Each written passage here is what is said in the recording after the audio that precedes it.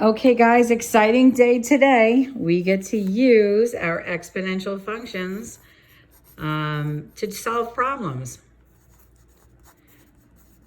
I mean, isn't it just great when you know something and you can actually use it in our real world applications? Now, before we get into this, a couple things we need to make sure you have clear in your mind. So you can have y is equal to a times b to the x. It could also be written as f of x is equal to a times b to the x.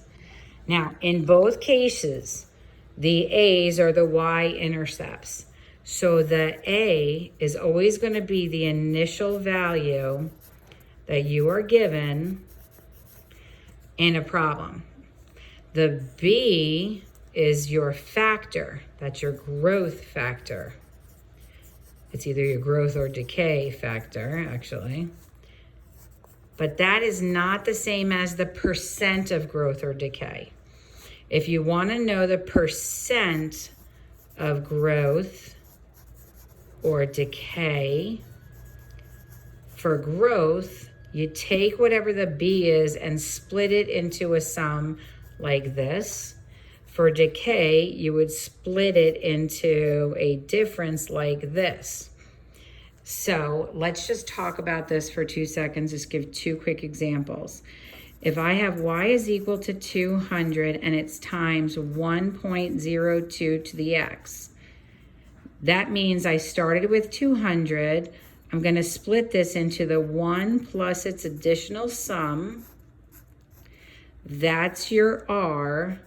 You times it by 100, so that's a 2% growth. Okay?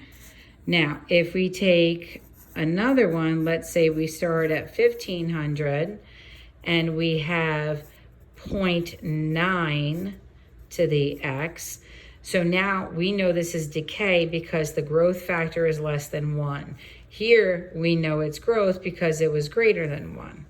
Now what kids do here is they make mistakes because they try to do this. They do 1 minus 0.9, which is incorrect because that would give me 0.1, and that is not what I have going on here.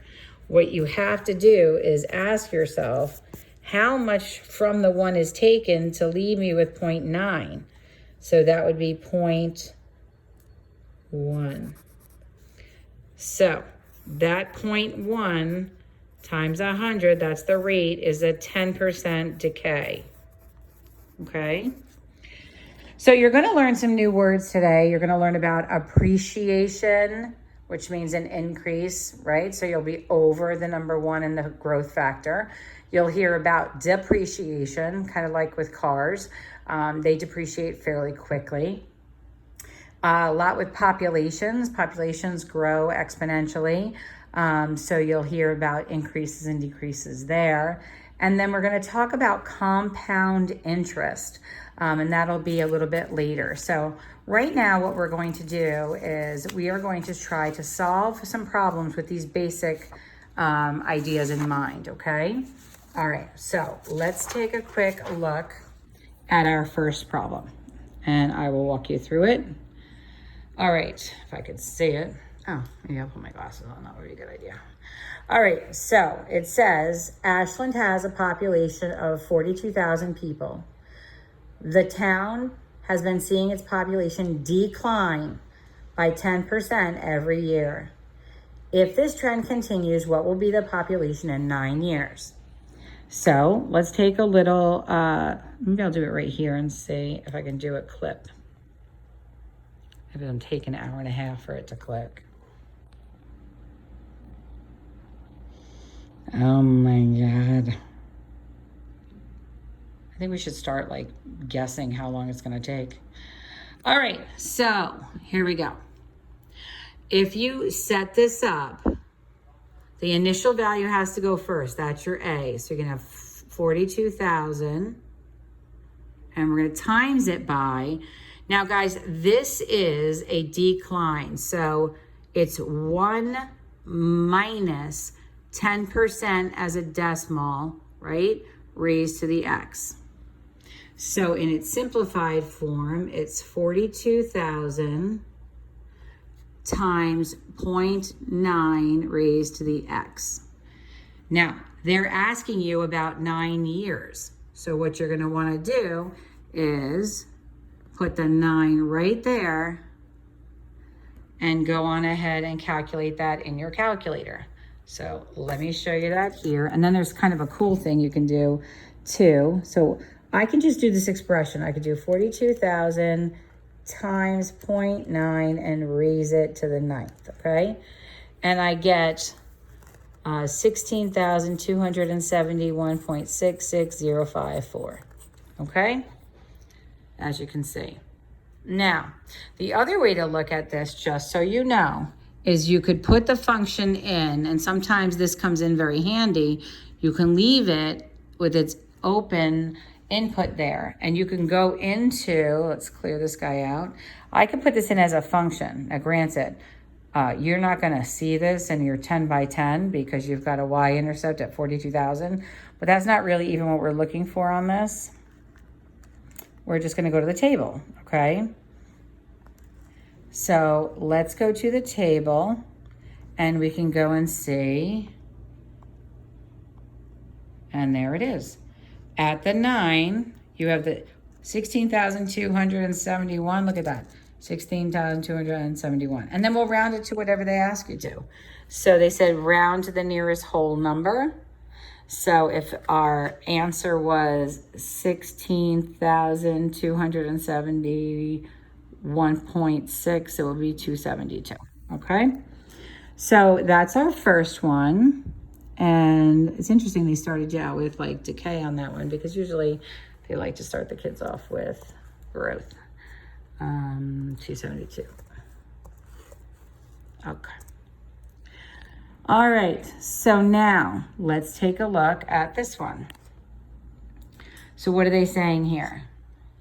They're saying that she's getting a 5% cost of living adjustment added to their salary each year.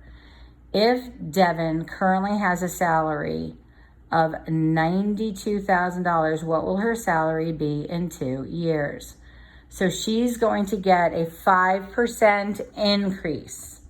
So let's talk about this for a second. Let me see if I can, if it takes too long here getting this going, then I will, I'll start going back to paper. All right, so here we go. So the first thing you need to note is this. The starting point is 92,000, okay? Times the growth factor. This is an increase. So this is gonna be 1 plus 5% as a decimal is 0.05. So that's gonna make this 1.05 and we're gonna raise it to the x, okay? Then you're just gonna go to your calculator and you're gonna put in your 92,000 and this is gonna be 1.05 raised to the x. Now, if you look over here, I have in there, oh, I have double x's, that will be interesting. All right, hold on. Oh, stinker. Hold on one second, guys.